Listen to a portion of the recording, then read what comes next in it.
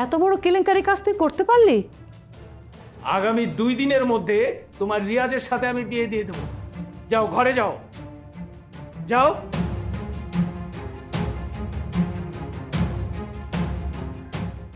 রিয়াজ কি বিয়ে করতে রাজি হবে?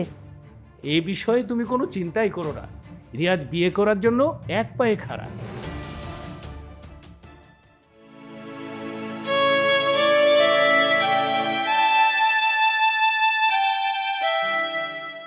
কি চাইলাম আর কি হয়ে গেল?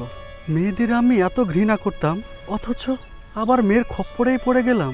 কিন্তু কাজটা কি আমি ভালো করেছি? আমি কি লোভে পড়েছিলাম? না।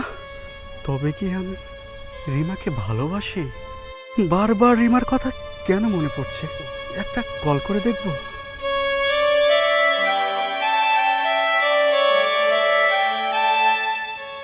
না, মনে হয় মোবাইল বন্ধ আছে।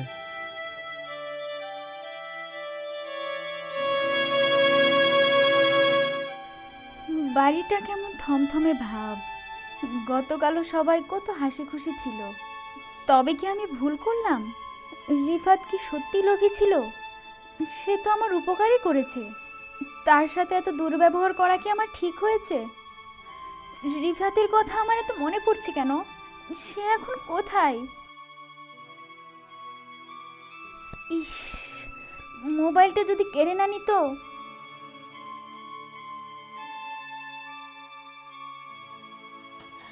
আপামনি, আপামনি, খেতে চলেন।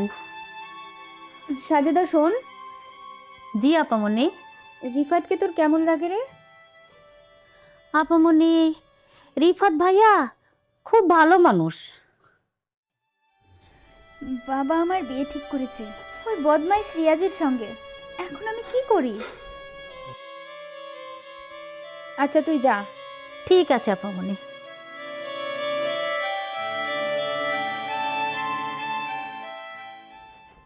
রাবেয়া,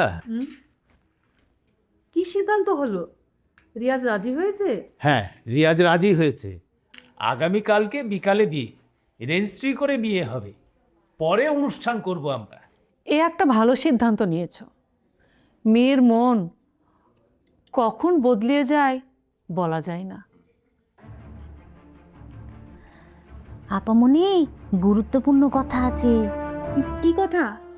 রিফাত ভাইয়ের সঙ্গে দেখা হয়েছিল। দেখা হয়েছিল? কোথায়? আমি বাড়ি যাওয়ার সময় রাস্তায় দেখা হয়েছে।